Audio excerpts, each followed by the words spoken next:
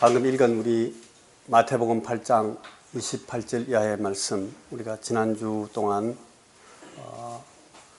휴일과 큐티를 통해서 우리가 계속 반복해서 묵상했던 말씀, 오늘 이제 정리하면서 주일 말씀으로 받겠습니다.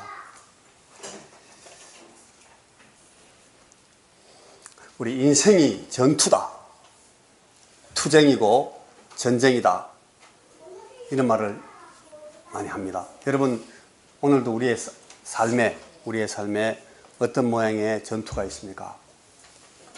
정말 싸움하면서 산다 하는 그런 이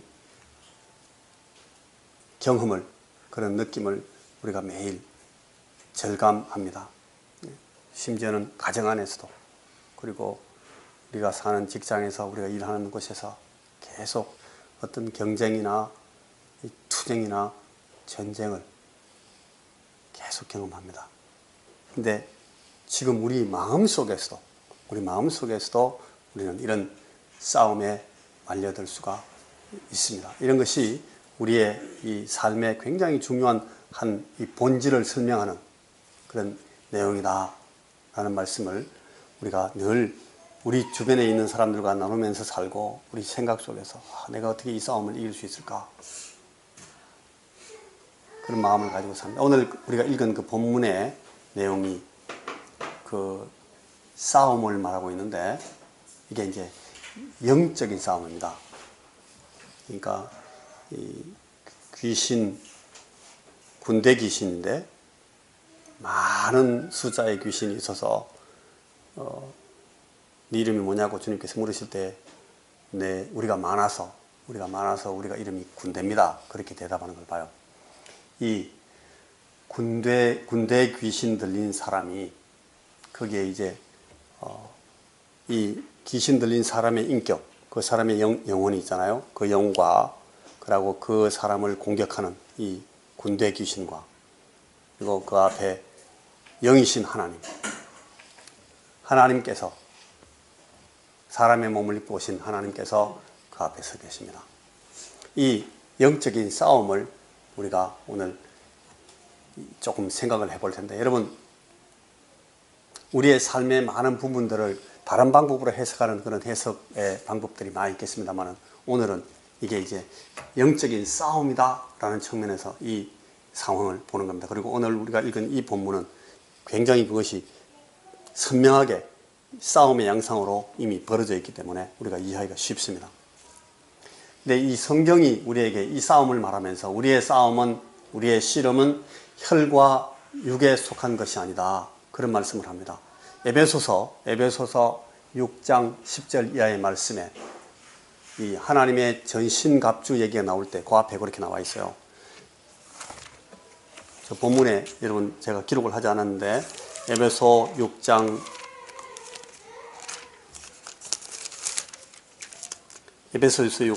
10절부터 이런 말씀이 있습니다.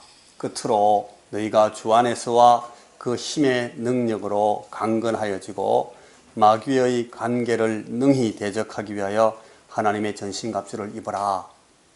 그러면서 우리의 씨름은 혈과 육을 상대하는 것이 아니요 통치자들과 권세들과 이 어둠의 세상 주관자들과 하늘에 있는 악의 영들을 상대합니다. 우리의 씨름은 혈과 육이 아닙니다. 혈과 육으로 씨름하는 것 같으면 근육이 필요하고, 또 이 에너지가 필요하고, 그래서 우리 몸을 이 싸움에 맞게 힘을 내게 그렇게 만들어야 되는데, 이 싸움은 근데 우리의 근육으로 하는 싸움이 아닙니다. 혈과 육의 싸움이 아니라 영적인 싸움과 영적인 씨름이라고 합니다. 그래서 영적인 대상과 영으로서 싸우는 겁니다.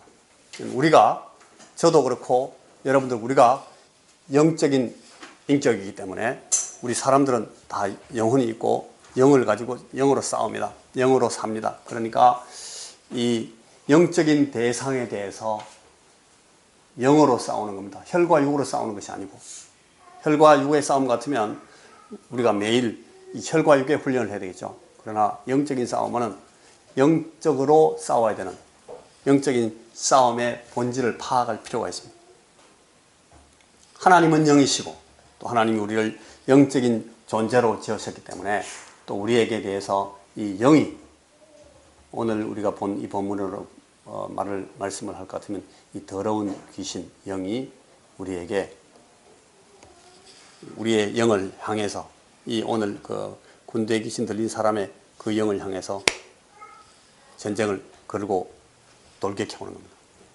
그래서 우리가 이 영적인 싸움을 하려면 당연히 우리는 이 영적인 환경을 파악할 수가 있어야 됩니다.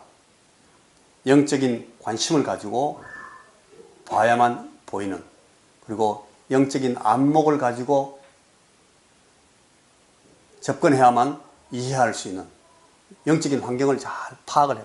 이걸 모르고 그냥 무턱대고 우리가 육적인 싸움, 혈과 육의 싸움을 하는 그 사람처럼 꺼벙하게 있으면 절대 이 영적인 싸움에서 제대로 된 싸움을 할 수도 없고 어떤 공격을 받았을 때 방어할 수도 없고 우리가 되치게 할 수도 없는 그런 이 어려운 상황에 빠지는 겁니다. 여러분 이 말씀을 잘 보시기 바랍니다. 영적인 관심과 영적인 안목을 가지고 우리의 영적 전투의 환경을 파악할 수 있어야 됩니다. 우리 오늘 이렇게 본문에 같이 읽었던 그 군대 귀신 들린 사람의 상황, 그 상황을 여러분 한번 다시 생각해 보십시오. 이게 오늘 우리 본문이 마태복음과 마가복음과 누가복음 이 세 복음서에 다 나오는데 오늘 일부러 이 짧은 본문을 선택해서 마태복음을 본 겁니다. 예수님께서 갈릴리 호수를 건너서 가다라 지방으로 갔습니다. 거기 있는 그 그라사인의 지방에 들어가니까 여기는 마태복음에 귀신 들린 사람 2명이 있었다 그래요. 다른 복음서에는 2명이라고 말하지 않고 한 사람이 계속 말한다고 이렇게 나오는데 이 귀신 들린 자 2명이 있는데 그 중에 2명 중에 1명이 이제 대표로 대변을 하는 거예요. 그 유대인들의 그 무덤 그 매장 방식은 우리 같이 땅을 파가지고 묻는 것이 아니고 동굴을 파서 동굴 안에 있는 무덤을 가족묘 같이 이렇게 시신을 갖다 놓고 거기서 썩어 나가게 만들잖아요. 그 무덤들 막 이렇게 파놓은 그 옆에 그 사이에 이 귀신 들린 사람이 거기 있는 거예요. 거기서 나와가지고 예수님이 오신 걸 보고 저 멀리서 예수님이 오신데 벌써 막 쫓아나옵니다. 예수님이 말씀의 기록 보니까 이 말씀이 나오기 전에 이미 예수님께서 귀신한테 말을 했어요.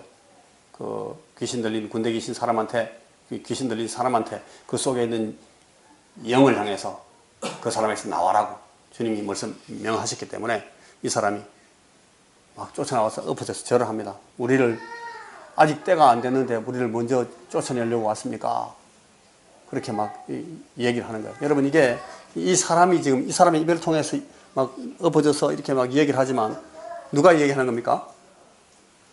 이 말은 그 속에 있는 귀신이 하는 겁니다. 여러분 이 상황을 잘 보셔야 됩니다.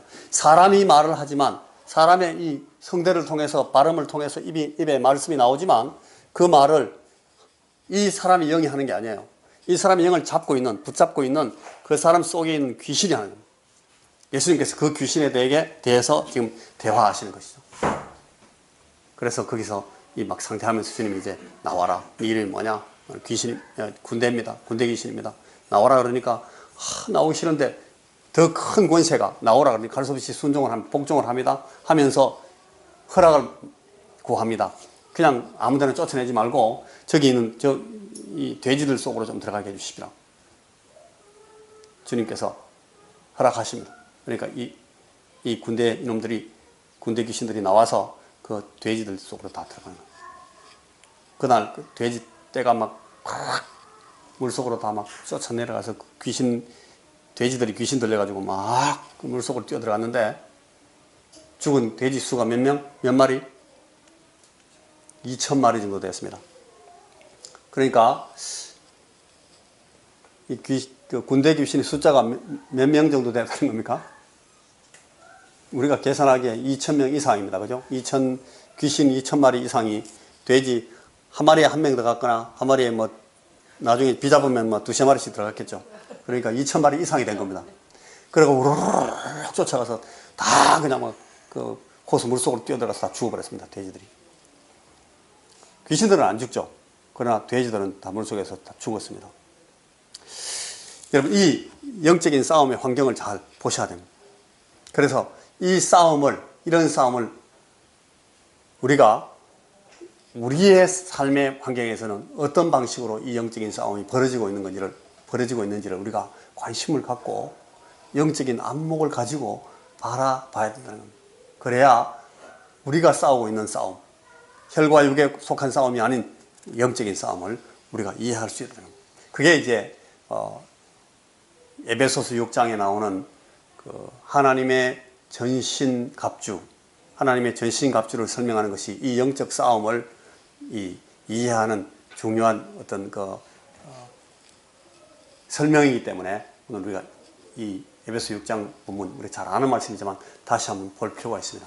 여러분, 여기에 하나님의 전신갑주라고 말한 이 전신갑주를 요새 말로 하면 이게 무슨 말입니까?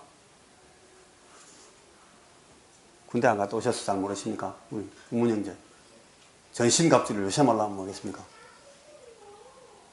우리 말로 쓰면, 우리 군대 말로 쓰면 이게 완전군장입니다. 완전군장. 하나님의 전신갑주가 완전군장이죠. 근데 이 전신갑주라는 말을 통해서 우리가 봐야 되는 게 뭔가 하면 이게 무기체계가 있다는 거예요. 무기체계. 그리고 전략, 전술 전략이 있습니다. 여러분, 우리가 군대에서 작전할 때 제일 먼저 이 작전과에서 이렇게 브리핑하고 설명할 때 들어보면 전투는 세 가지 가지고 합니다. 첫째는 인원, 사람입니다. 사람. 둘째는 장비, 무기, 장비. 그리고 세 번째는 이걸 운용하는 전술입니다. 그러니까 이 인원, 장비, 전술 이걸 가지고 전쟁을 하는데 이게 군대 보고할 때 들어보면 이렇게 몇 중대 누구누구입니다. 이렇게 통신보안 하면서 전화받을 딱 보면 인원, 장비 이상 없습니다. 제일 먼저 딱 그렇게 보고합니다. 인원, 투입된 인원 숫자 아직 다친 사람도 없고 전투에서 아무 이상 없다는 인원 이상 없고 그 다음에 무기 잘 돌아가고 지금 우리가 갖고 있는 모든 이 무기 체계가 잘 수행되고 있다. 이상 없습니다. 인원 장비 이상 없습니다. 그렇게 말하고 이제 전술에 대해서 얘기를 해요. 우리 영적인 전투도 말하자면 계략하면 똑같습니다. 우리가 갖고 있는 무기 체계를 잘 봐야 되고 거기 투입되어 있는 우리 영혼들, 우리 영적인 이 전투병들, 우리 인원, 그리고 우리가 어떤 전술을 가지고 이 상대와 싸우는가, 이 전술을 얘기하는 겁니다. 여기 보니까 에베소서 6장 말씀이 이런 식으로 나갑니다. 우리가 이 전술을 이야기하기 위해서, 설명하기 위해서 말하는 것은 그러므로 하나님의 전신갑주를 취하라. 이는 악한 날에 너희가 능히 대적하고 모든 일을 행한 후에 서기 위함이라. 무슨 말인가 하면 적을 상대해서 우리가 싸웁니다. 모든 일을 행하고 싸우고 난 뒤에 이기고 나면 거기에 깃발을 꽂고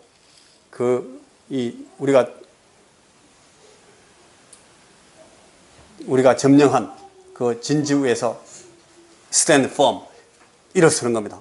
그때까지가 전투입니다. 우리가 이걸 하기 위해서 싸워서 차지하고 거기 서기 위해서 그렇게 싸운다. 그런 적 서기 위해 진지를 사수하고 거기 stand firm 하기 위해서 우리가 뭘 하는가 하면 서서, 자, 저를 보십시오. 제가 이제 섰죠. 섰는데 제가 제일 기본적으로 입은 옷이 무슨 옷입니까? 전투복입니다. 전투복을 입고 그 위에 어떤 무장을 하는가 하면 가장 기본적인 무장의 리스트가 쫙 나옵니다. 제일 처음에 보니까 진리로 너희의 허리띠를 떼라. 여러분, 허리띠, 지금 제가 띠고 있는 이 허리띠 보십니까? 이 허리띠는 우리 이제 옷에 보통 우리가 입는 양복에 입는 옷이 이 허리띠이기 때문에 이렇게 생겼는데 군인들이 띠는 허리띠는 두 가지가 있어요. 안에 이 옷을 잡아주는, 옷이 내려가지 않게 만드는 이 허리띠를 보통 우리 군에서는 요대라 그런다. 요대, 허리띠, 요대. 그리고 그 위에 커다란 띠가 또 있어요. 옛날에 우리 교련할 때 생각해 보면 기억나실지 모르겠어요. 거기 막 이렇게 두꺼운 탄대라는 게 있습니다. 이게 이 탄대 이거는요 허리를 잡아주고 옷 바지 내려가지 않게 잡아주는 옷이 그게 아니고 이게 무기입니다. 이게 탄대가 무기예요. 이거 심지어 탄대 풀어가지고 막 이렇게 싸우는데 그러면 안 되고 그건 나쁜 짓인데 이 탄대를 하면 그 탄대 위에 뭐가 많이 있는가 하면 우리가 싸우는 싸움에 필요한 실탄 2개 거기 붙고요. 기본적으로 보면 그 다음에 거기에 단독 칼이 덜렁덜렁 붙습니다. 거기. 그리고 거기에 이제 싸우러 들어갈 때 막 이렇게 깜깜한데 혹은 막 이렇게 시계가 흐린데 들어갈 때 쓰는 그 그거에 딱 붙고 그 다음에 여러분 물 마시면 싸워야 되니까 물통 수통 뒤에 붙고 그 다음에 이게 가스 마스크 같은 거 여기 또 크게 달리고 이게 전부 다 이 탄대에 붙습니다. 그걸 이 탄대를 여기서는 영적인 싸움이니까 이걸 진리로 하는 겁니다. 진리로. 영적인 싸움이기 때문에 허리띠가 진리입니다. 무슨 진리? 우리 예수님께 받는 이 복음의 진리입니다. 복음에서 우리가 얻는 진리. 두 번째는 거기에 어떤 무장이 또 나오는가 하면 탄대를 띄고 나서 그 다음에는 여기에 심장 이쪽에 우리 심장이 있으니까 이 가슴에 이렇게 옛날에 그 로마 군병들은 이걸 붙였나 봐요. 호심경이라는 이게 이제 가슴을 방어하는 요새 말로 하면 저게 그러니까 저들은 칼이나 창이나 화살이나 이 표창으로부터 이 심장을 보호하기 위해 썼는데 요새 말로 하면 이게 방탄조끼입니다. 그죠? 우리는 방탄조끼라면 총알이 날아와서 팍 맞아도 이 충격은 받지만 죽지는 않습니다. 뚫리지 않으니까. 예, 의의 호심경, 의를 가지고 이 방탄조끼를, 그러니까 의롭지 못한 사람은 자꾸 뚫리는 거예요. 우리가 의롭지 못한 상황을 가지면 저 악한 영이 우리를 뚫는 겁니다. 그래서 의의 방탄조끼를 입을 필요가 있어요. 그 다음에 세 번째 무장이 또 뭐라고 나와요? 평안의 복음으로 준비한 신, 이 군화입니다. 군화. 여러분 워커라 그러죠. 우리가 군화. 군대 가면 전부 우리나라 한국군들은 육군, 저는 해군 공군 안 가봐서 잘 모르는데 육군에 딱 들어가서 1박 2일 후에 바로 태권도 초단을 줍니다. 태권도 초단. 어떻게 하루 만에 태권도 초단을 따는가 하면 군화 때문에 그렇습니다. 군화만 신으면 일단 태권도 초단입니다. 이걸로 그냥 막 조인트 까면은 바로 한 방 넘어가는 사람들이 다. 이 군화라는 게 얼마나 단단한가 하면 여러분 이게 이렇게 마당에 있는 돌 같은 거 툭툭 치면 이게 아무 감각도 없어요. 느낌도 안 옵니다. 그냥 돌이 핑핑 날아가죠. 그리고 이 군화로 이렇게 세게 한번 까이면 사람들 다 막 그냥 큰 부상 당합니다. 근데 이 평안의 복음으로 이 우리 영적 싸움에서는 군화를 준비하는 겁니다. 그리고 그 다음에는 이 모든 것 위에 이런 몇 가지 지금 장비가 나왔는데 그 장비보다 더 중요한 그걸 다 커버하는 장비가 있는데 그게 믿음의 방패예요. 이 방패를 만드는 게 아주 무거운 방패. 우리나라는 주로 옛날에 방패를 뭘로 만들었습니까? 조선군들은. 여러분 기억하십니까? 우리는 뭘로 만드는 것 같아요, 방패를? 나무로 만들었습니다. 주로 목재 방패를 우리 들었어요. 이수진 장군 그때 왜 그 영화 보면 나의 죽음을 적에게 알리지 말라 하면서 막 쓰릴 때 보면 그 막 방패 같은 걸 막 막죠. 그게 있습니다. 나무잖아요.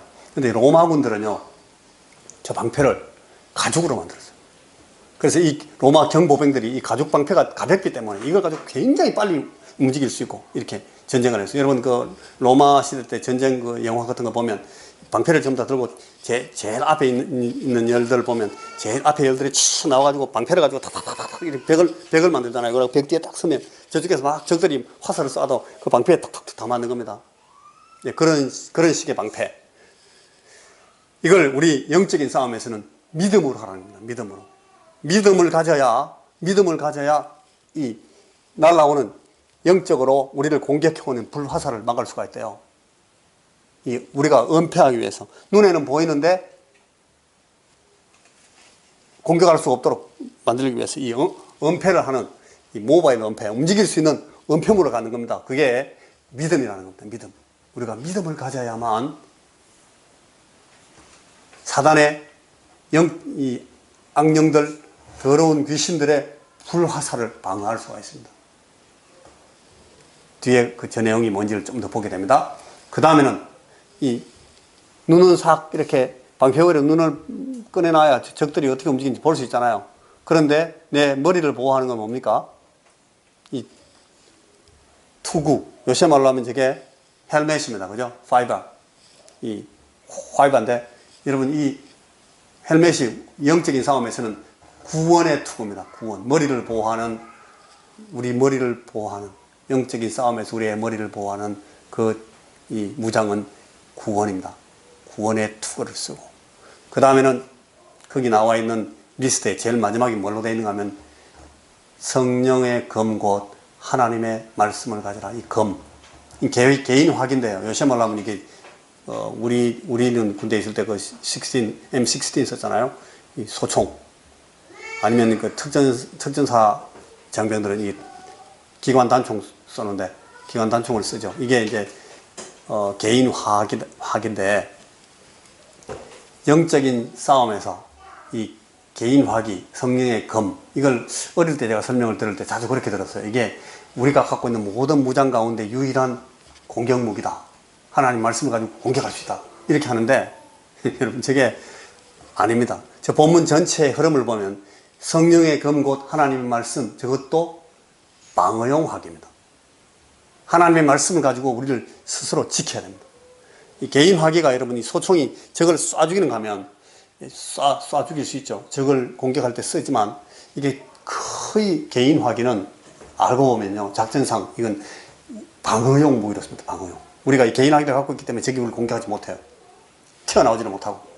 그래서 이 방어용 무기로, 역시 저 바울이 쓰고 있는 이 에베소 6장의 본문에서도 성령의 검이 방어용 화기로 되어 있습니다. 하나님의 말씀으로 우리가 잘 무장해야 이 귀신들의 공격을 다 컷하고 전부 방어할 수가 있게 됩니다. 이 방어용 무기. 그래가지고 그 18절에 보면 이렇게 나와요. 모든, 그러니까 구원의 투구와 성령의 검과 하나님의 말씀을 가지라 해놓고 나서 18절에 모든 기도와 간구를 하되 항상 성령 안에서 기도하고 이를 위하여 깨어 구하기를 항상 힘쓰며 여러 성도들을 위하여 구하라. 나를 위하여 기도하라. 이렇게 나와요. 여기 이제 모든 기도 플러스 간구, 이 성령 안에서 기도하는 거, 이게 방금 나와 있는 모든 이 무장들을 오퍼레이트 하는 겁니다. 전술적으로 운용하는 걸 말해요. 그러니까 기도하면서 끊임없이 성령 안에서 기도하고 간구하는 것이 없으면 방금 있었던 그 모든 무기가 그냥 옷 입고 가만히 서 있는 것밖에 안 되는 거예요. 그걸 가지고 이제 막 운용하고 오퍼레이트 하기 위해서는 이걸 하라는 거예요.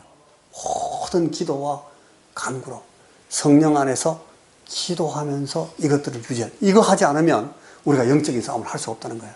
여러분, 우리 영적 싸움 지금 얘기하고 있는데, 방금 우리가 영적 싸움에 나와 있는 여러 가지 장비들을, 기본 장구들을 하나씩 얘기를 했습니다.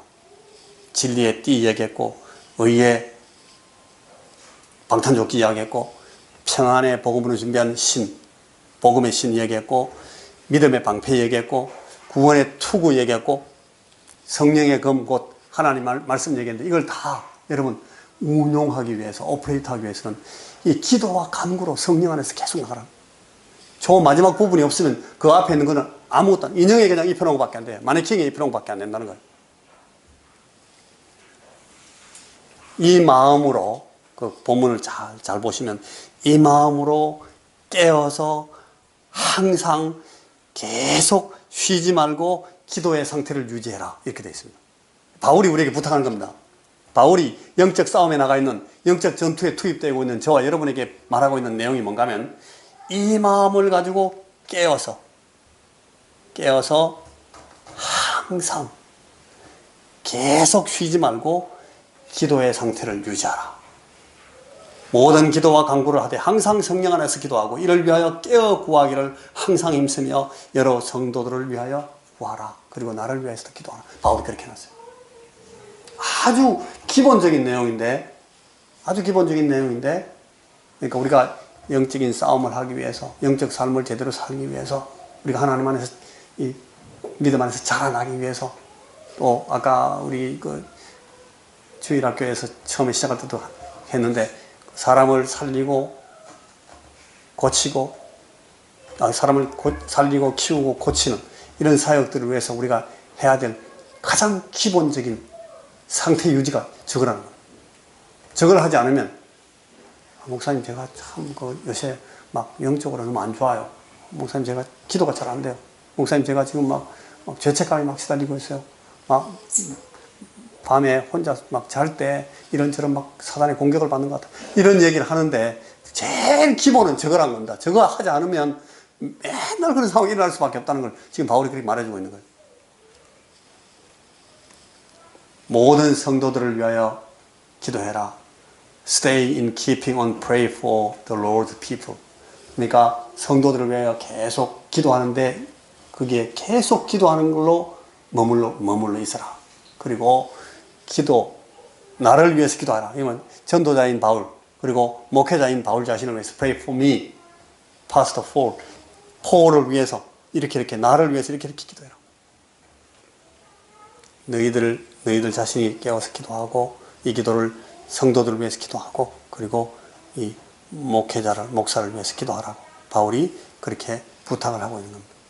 여러분 저걸 쭉 보면 여러분 아마 요새 그 인터넷 뉴스 같은 데서 이렇게 보면 칼라 사진이 많이 나오는데 지난번에 우리 그 아프간에서 그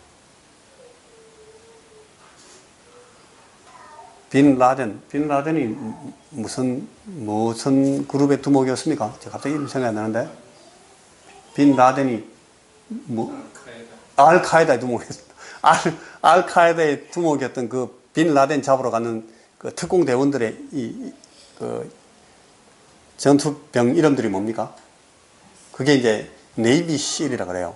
우리나라는 육군이 제일 이렇게 전투의 중심이 되어 가지고 있는데 작전에 다른 나라 군들은 보면 전부 다 해군들이 중심입니다. 보니까 해군이 멀리 이동할 수 있고 멀리 이동해서 싸우고 그리고 해군이 상륙해서 이제 육군 전투하고 같이 넘어가는데 이게 2차 대전 때도 그렇고 다른 이 전쟁사를 읽어보면 전부 해군들이 중심이 되어 있어요. 그리고 그 미국군에는 제일 강력한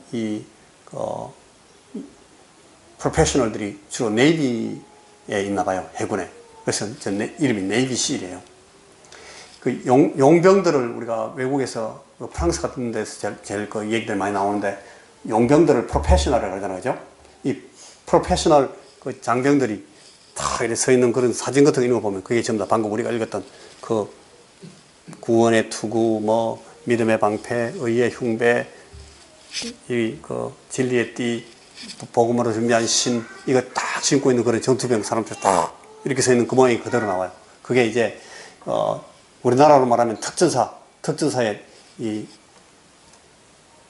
특무 상사들 같이 이 네이비 실인데 여러분 이 사람들이 갖고 있는 모든 그 무장의 기본이 뭔가 하면 뭘 위해서 저 무장을 갖는가 하면 이게 서바이버예요. 서바이브 하기 위해서 일단 살아남고 그 다음에 작전이 되니까 살아남기 위해서 우리가 지금 영적인 전쟁을 이야기하면서 영적 전투를 이야기하면서 제일 먼저 우리가 기억해야 될 사실이 이겁니다.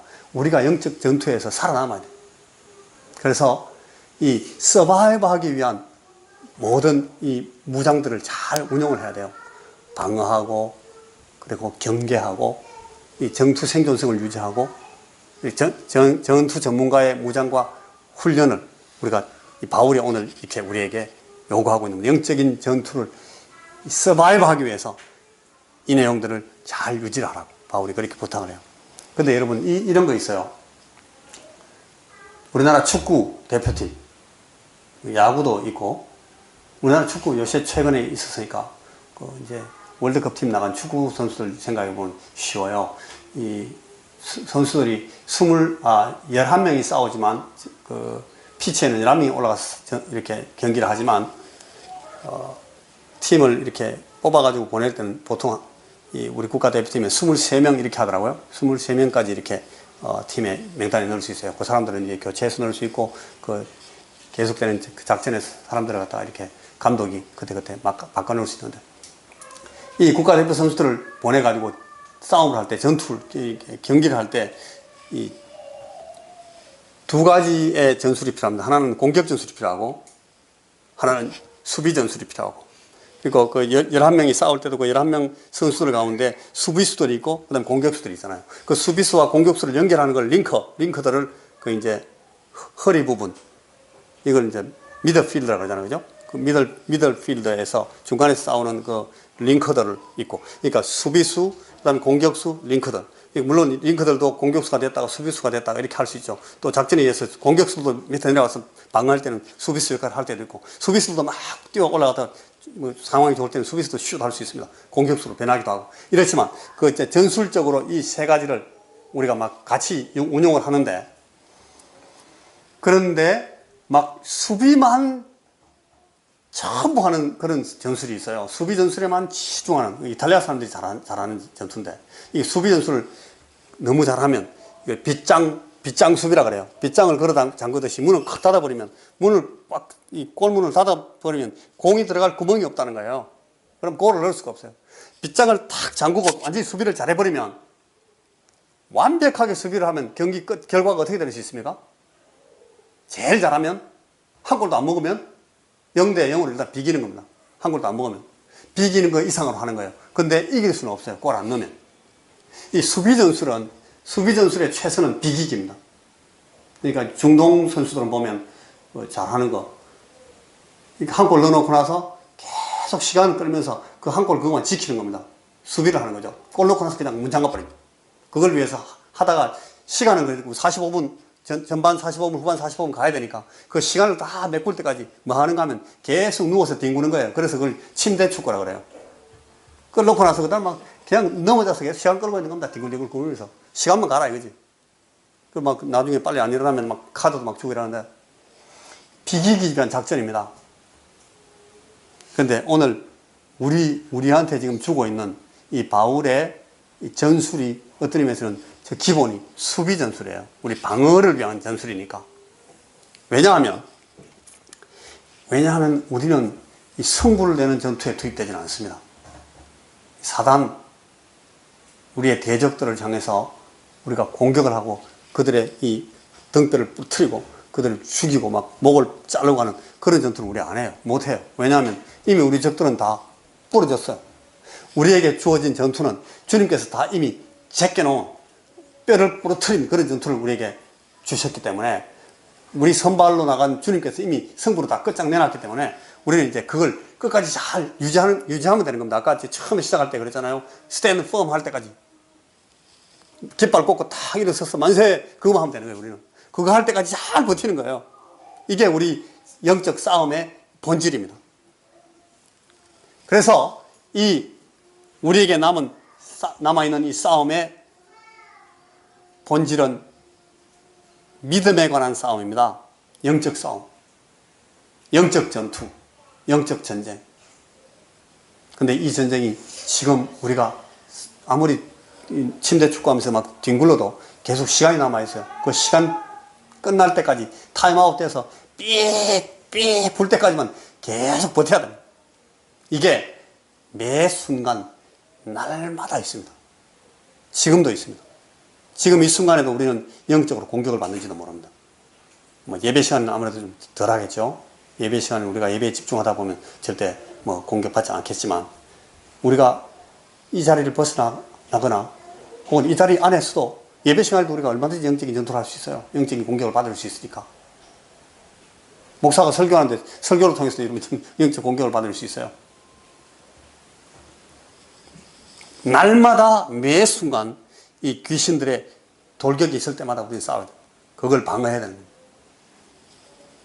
우리 육체와 또 우리의 죄성을 거기서 틈바구니를 만들어가지고 그걸 막 파고 들어옵니다.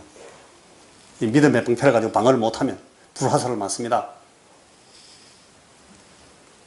이게 이제 이 싸움이 믿음의 싸움이다. 여러분, 그래서 이 믿음은 우리가 어떤 토대 위에 있는 믿음을 말하는 거냐. 그리고 이 믿음이 헛된 믿음이 될 수 있어요. 여러분, 우리가 헛된 믿음을 가지면 우리 싸움은 제대로 될 수가 없습니다. 고린도전서 15장 2절의 말씀에, 우리 잘 아는 말씀에 이런 말씀이 있어요. 부활장이 제일 첫 부분인데 너희가 만일 내가 전한 그 말을 굳게 지키고 헛되이 믿지 않았으면, 헛되이 믿지 아니하였으면 그로 말미암아 구원을 얻으리라. 우리가 지난주에 설교할 때 말씀에 그 주여 주여 하는 자마다 다 하나님 나라에 들어갈 것이 아니다, 그런 말씀을 했는데 바로 그 말씀하고 지금 이게 맞닿아 있는 말씀입니다. 헛되이 믿으면, 여러분, 우리가 헛되이 믿을 수 있습니다. 많은 시간을 보내면서 또 많은 노력을 하면서 예배에 참석하고 성경 말씀 공부하고 읽고 기도하고, 그러나 그게 여러분 헛되이 믿을 수 있다는 겁니다. 헛되이. 우리가 주여 주여 주여 주여 열심히 주여 주여 했는데 불법을 행하는 자들아 네게서 떠나가라, 그렇게 될 수 있다는 겁니다. 쓸데없는 짓 하면서 세월을 허송하는 겁니다. 주님께서 말씀하실 때 그 탕자 얘기하면서 그 방탕 얘기했는데 그게 그겁니다. 허송, 웨이스트 하는 겁니다. 그냥 방탕, 허랑방탕, 그게 이제 도덕적인 얘기를 하는 것이 아니고 믿음의 관점에서 전혀 무가치한 시간 낭비를 말합니다. 그게 방탕입니다. 이렇게 하면 우리 전투는 다 엉망이 되고 만나는 겁니다. 그래서 이 승리하는 믿음의 확고한 증거를 제가 몇 가지만 오늘 말씀을 하고 이 말씀을 마칩니다. 여러분, 우리 살아있는 믿음의 증거들, 한 세 가지로 제가 여러분들께 말씀을 드릴 텐데, 승리하는 믿음, 우리가 어떤 믿음을 가져야 바른 믿음을 가지느냐, 승리하는 믿음의 제일 첫 번째 믿음 내용이 뭔가 하면 이 하나님과의 친밀한 관계입니다. 여러분, 저나 여러분, 우리가 오늘 본문들을 지금 다 적어 놨어야 되는데 하나도 안 적었죠. 이거 다 어떻게 찾아 읽지? 하나님과의 친밀한 관계.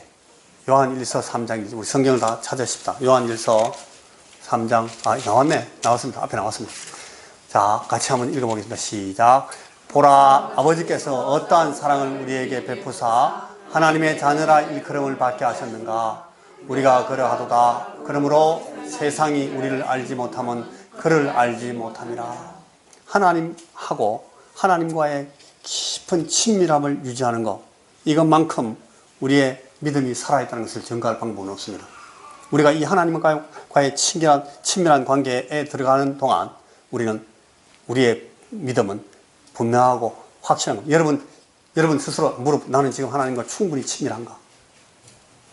내가 지금 하나님과 충분히 친밀하게 내 삶을 살고 있는가를 물어보셔야 됩니다. 이게 여러분의 영적 싸움, 영적 전투, 영적 상태를 설명하는 제일 중요한 기본적 설명이 됩니다. 뭐가 하나님과의 친밀성, 우리와 하나님과의 그 친밀함을 깨트리는가 하면 뭘까요? 그게 죄입니다. 죄가 우리와 하나님 사이를 가로막는 장벽이 됩니다. 하나님께서 우리에게 사랑을 주시고 은혜를 베푸시고 우리를 구원의 은혜 가운데 있게 붙들려고 늘 하나님께서 우리를 챙기시지만 우리하고 하나님과의 사이에 이 죄가 우리 사이를 벌려버린다는 겁니다. 그래서 보라, 아버지께서 어떠한 사랑을 우리에게 베푸사 하나님의 자녀라 일컬음을 받게 하셨는가. 우리가 그러하도다.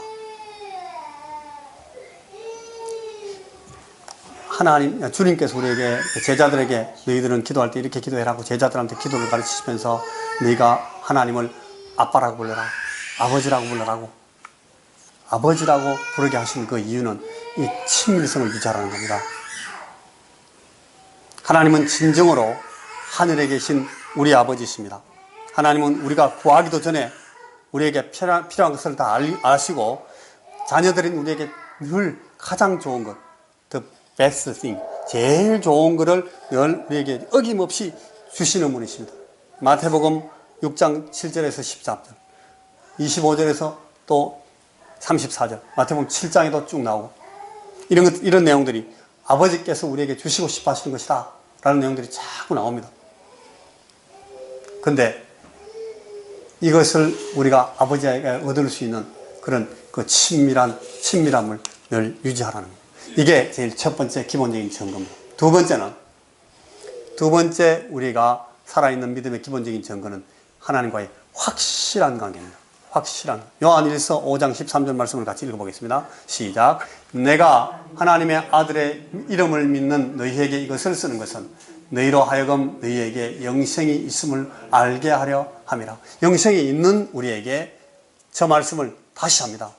내가 하나님의 아들의 이름을 믿는 너희에게 이것을 다시 쓰는 것은 확실하게 하기 위해서, 너희로 하여금 너희에게 영생이 확실히 있다는 사실을 알게 하려고 내가 이 사실을 설명한다. 요한이 그렇게 말하고 있는데, 우리가 하나님과의 관계를 친밀하게 가질 뿐 아니라 이 친밀한 관계를 확실하게 가지라는 겁니다. 이 확실하게 갖는 것은 내가 내 자신이 이 믿음을 확실하게 가짐으로써 내가 하나님 안에 그 구원적 믿음을 갖는 그 유익을 얻기 위해서, 혹은 내가 그 믿음을 갖기 때문에 내 주변에 있는 다른 사람들에게 그런 은혜를 나누기 위해서만 하는 것이 아니고, 이걸 하나님께서 원하시는 거예요. 하나님께서는 너희가 확실한 믿음에 서 있기를 하나님께서 원하신다. 내가 하나님의 아들의 이름을 믿는 너희에게 쓰는 것은 너희로 하여금 너희에게 영생이 있음을 알게 하려 합니다. 여러분, 이건 단순히 우리가 내가 확실하게 알고 있구나 이렇게 느끼는 느낌에만 의존하는 것이 아니에요. 느낌이라는 것은 늘 날씨처럼 변합니다. 기분이 좋을 때는 굉장히 좋은 것 같다가 느낌이 안 좋으면 막 굉장히 이상해집니다. 그래서 확실히 막 떨어지는 것 같고, 내가 요새는 굉장히 컨디션이 안 좋아요 이렇게 말하는데, 이게 여러분 느낌에 의존하기 때문에 그래요. 느낌에 의존하는 것이 아니라 오히려 이 확실성, 구원의 확실성은 이 세 가지. 첫째는 그리스도를 영접하는 자에게 영생을 주시겠다는 하나님의 약속된 그 말씀 위에서 합니다. 그리고 두 번째는, 저기 좀 올려주세요. 저 말씀 먼저 읽고 정합시다. 요한일서 5장 11절과 12절 시작. 또 증거는 이것이니 하나님이 우리에게 영생을 주신 것과 이 생명이 그의 아들 안에 있는 그것이니라. 아들이 있는 자에게는 생명이 있고 하나님의 아들이 없는 자에게는 생명이 없느니라. 그 다음 거는 시작. 하나님의 아들을 믿는 자는 자기 안에 증거가 있고 하나님을 믿지 아니하는 자는 하나님을 거짓말하는 자로 만드나니 이는 하나님께서 그 아들에 대하여 정언하신 증거를 믿지 아니하였습니다. 그 다음 말씀. 여러분, 자, 이제 이 약속들을 우리가 붙들어라는 겁니다. 하나님은 우리를 늘 영접하십니다. 그리고 하나님은 늘 우리를 붙들어 주십니다. 그리고 하나님은 우리를 결코 떠나지 않습니다. 그리고 하나님께서는 우리가 시험 당할 때 시험을 감당케 해주십니다. 그리고 하나님은 우리가 죄 지었을 때도 죄를 용서하시는 분이시고, 우리가 이 방금 가지고 있던 모든 이런 믿음 위에 믿음의 모든 무장들을 잘 오퍼레이트 하도록 우리에게 늘 지혜를 베푸신다 하는 약속들이 쫙 나와 있습니다. 저 약속들을 붙들 때 우리는 그 확실한 믿음 가운데, 확실한 하나님과의 관계 가운데 설 수 있습니다. 자, 지금 말씀 나옵니까? 같이 읽습니다. 시작. 아버지께서 내게 주시는 자는 다 내게로 올 것이요 내게 오는 자는 내가 결코 내쫓지 아니하리라.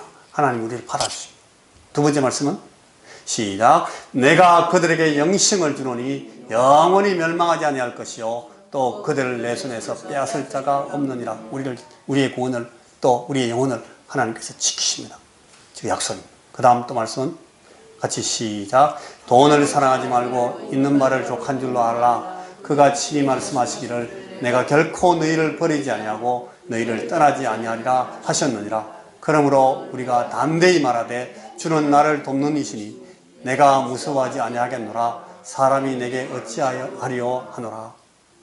하나님이 우리를 지키시고 붙드신다. 또 그 다음 말씀 같이 계속해서 시작. 온전한 것이 올 때에는 부분적으로 하던 것이 패하리라.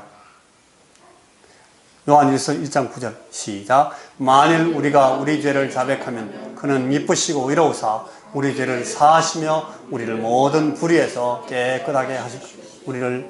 우리가 자백하면 용서하신다, 우리를 깨끗게 하신다 하는 것이 약속입니다. 그 다음에 또 자, 야고보서 1장 5절 시작. 너희 중에 누구든지 지혜가 부족하거든 모든 사람에게 후히 주시고 꾸짖지 아니하시는 하나님께 구하라. 그리하면 주시리라. 이 약속들, 이 약속들을 붙들므로써 우리가 하나님께서 나와 이 확실한 관계에 들어가 있다는 사실을 알 수 있습니다. 두 번째, 하나님께서 우리가 어떻게 이 확실한 관계를 확인할 수 있는가 하면, 확신할 수 있는가 하면, 그게 하나님이 우리 마음 가운데 계속 그 사실을 말씀해 주십니다. 날마다. 여러분, 우리가 마음에 이 말씀을 듣고자 이렇게 깨기만 하면, 지금도 마찬가지입니다. 주의 말씀을 듣고자 우리 내 영이 깨고 내 영이 주의 성령님을 의식하고 의존하기를 원하면 말씀하십니다. 자, 로마서 5장 5절 말씀 시작. 소망이 우리를 부끄럽게 하지 않으면 우리에게 주신 성령으로 말미암아 하나님의 사랑이 우리 마음에 구원바 되미니.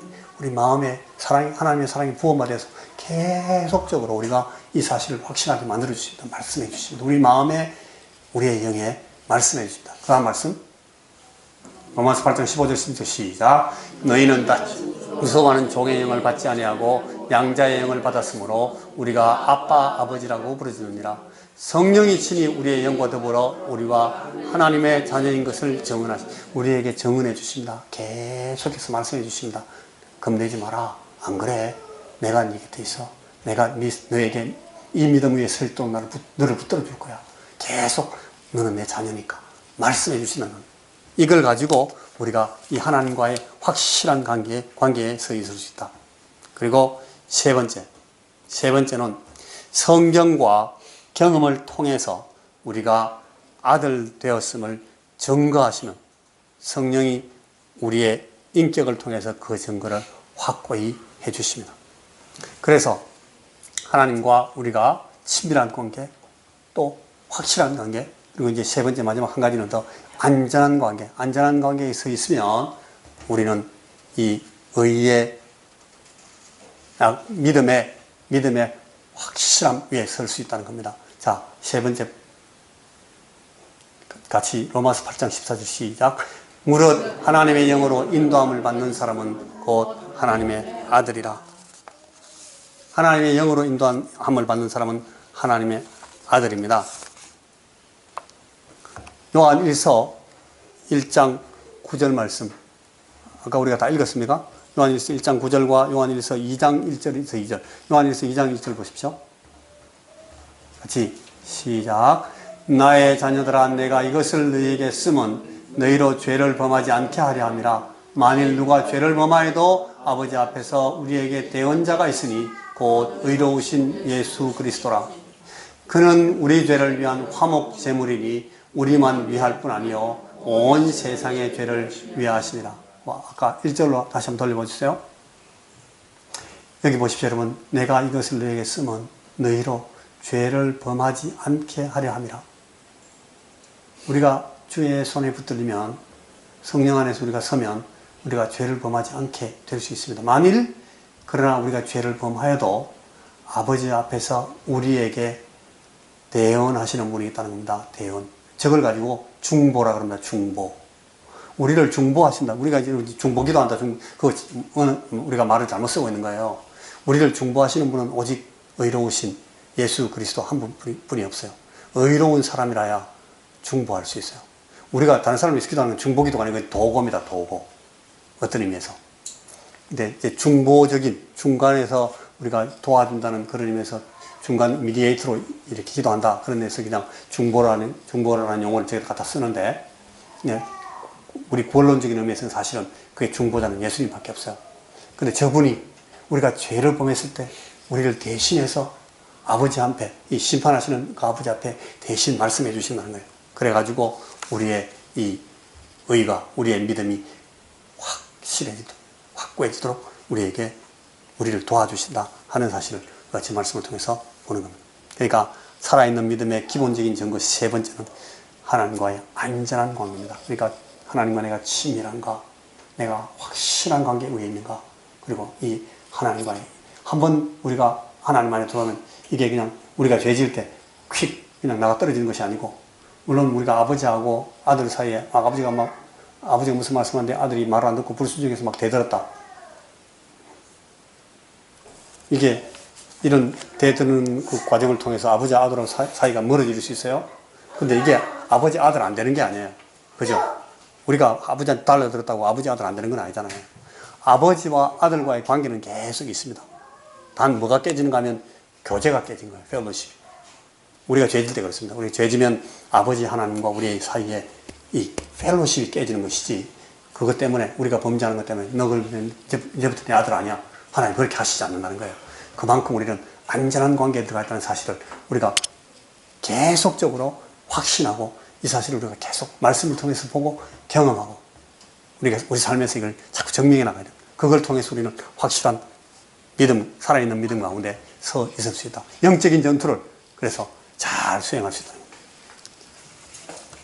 이걸 다른 표현으로 제가 어제 우리 쉴가 큐티에서 그렇게 요약을 해드렸습니다.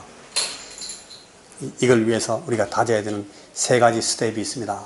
그렇게 말하고, 이 근본적인 3개의 스텝이 뭔가 하면, 악한 영들과의 싸움에서 우리가 악한 영들의 싸움에서 영들의 그 공격을 막고, 그리고 물리치고, 그 다음에 그 영들이 우리 속에 거하지 못하도록 내쫓는 그 방법을 3가지로 썼습니다. 저것만 우리가 공부하고 오늘 말씀 마칩니다. 제일 첫 번째 그러면 우리가 계속해서 바른 신앙 고백을 하나님 앞에 계속 내놔야 됩니다. 그리고 이 사단 앞에서도 우리를 시험하고 우리를 흔드는 그 귀신을 향해서 우리가 하나님 앞에 서 있는 바른 신앙 고백을 계속 고백해야 됩니다. 주여, 나는 나의 구원자이신 예수님을 믿습니다. 내가 이 말씀 위에 난 이 신앙을 갖고 있습니다. 계속 고백을 해야 돼요. 이걸 하나님 앞에 고백하지만 이게 이 사단이나 더러운 영들에게 우리가 선포하는 겁니다. 우리 신앙 고백을 계속 해야 됩니다. 우리가 이 영적인 싸움을 시작할 때, 영적 싸움에서 제일 첫 번째 나와야 될 우리 행동은 뭔가 하면 신앙 고백입니다. 계속해서 우리가 믿음을 고백하고 바른 신앙 위에 서 있는지를 내 스스로 자꾸 확인하고 내 신앙 고백을 반복하는 겁니다. 두 번째 단계는 죄를 회개하는 것입니다. 죄가 있으면 그 죄를 비집고 들어옵니다. 항상 사단이, 귀신이 그 죄를 비집고 돌아서 흔들기 때문에 우리가 죄 회개하고 죄에서 우리가 돌아서고 우리 삶을 계속해서 새롭게 만들고 갱신하는 그런 노력을 계속하고 있으면 그런 사람들에게 사단은 흔들지 못합니다. 그리고 귀신들이 틈을 파고 들어와서 집을 짓지를 못했다는 거예요. 신앙 고백하고 계속적으로 신앙 고백하고, 그 다음에 하나님 앞에 우리가 죄를 자꾸 돌아보고 죄를 회개하고, 그 다음에 세 번째는 말씀으로 채우라는 겁니다. 하나님 말씀을 계속 충만해야 됩니다. 계속 말씀을 배우고 말씀을 읽고 말씀을 묵상하고 말씀을 암송하고 말씀을 또 막 이렇게 선포하고, 그리고 이 말씀 바로 가르치고 말씀을 능력 있게 증거하는 그런 이 설교자에게 말씀을 자꾸 듣고, 그 다음에 그런 예배에 자꾸 참석하고, 이렇게 함으로써 이제 이 영적인 전투에서 우리가 이길 뿐 아니라 마귀가 우리의 어떤 영을 공격해서 들어왔다 할지라도 저런 과정을 통해서 쫓아낼 수가 있게 됩니다. 저거 하지 않고 잠시 기도해가지고 마귀 쫓았다, 또 그럽니다. 또 하나님의 말씀으로 충만해서 성령 충만해야만 할 때야만 이 틈타지 못하고 다시 공격하지 않는다는 거죠. 우리 주변에도 저런 영적인 싸움에서 막 이렇게 패퇴하고 상처를 입고 막 흔들리고 있는 그런 사람들이 있을 때, 여러분 저런 스텝들을 통해서 우리가 세워줄 수 있습니다. 그리고 그들을 건강하게 붙들어줄 수 있고, 저들 마음 가운데 어떤 이 공격을 받아서 영적인 데미지가 있다 하더라도 회복시킬 수가 있게 됩니다. 그리고 저런 과정들을 통해서 우리의 영적 싸움을 승리하는 그런 싸움으로 만들어 나갈 수 있다 하는 것이 오늘 우리 이 말씀, 주님께서 주신 말씀입니다. 기도하겠습니다. 하나님, 우리가 믿음 위에 든든히 있어서 늘 바른 신앙 고백을 내놓고 또 우리 자신을 하나님 앞에서 그 약속을 믿고 약속을 따라서 우리 죄를 깨끗게 날마다 자백하고, 한번 의롭게 하셨지만 목욕한 사람이 계속 발의 먼지를 씻어내는 것처럼 우리가 날마다 자백하고 회개함으로 우리가 우리를 정결케 유지하게 하시고 또한 우리가 주의 말씀으로 우리의 마음을 가득 채우고 말씀을 충만케 함으로 아버지 하나님, 우리가 영적인 이 전투에서, 영적 싸움에서 온전히 승리하는, 늘 성공하는 날마다 온전하게 방어하고 결국은 우리 주님께서 우리에게 주신 그 승리하게 하신 승리를 따라서 성공하는 삶으로 든든히 설 수 있는 모든 우리 그리스도인들이 되도록 하나님 우리에게 이 시간 이 말씀 앞에 있는 우리 사랑하는 형제들에게 자매들에게 은혜를 베풀어 주시옵소서. 예수님 이름으로 기도하옵나이다. 아멘.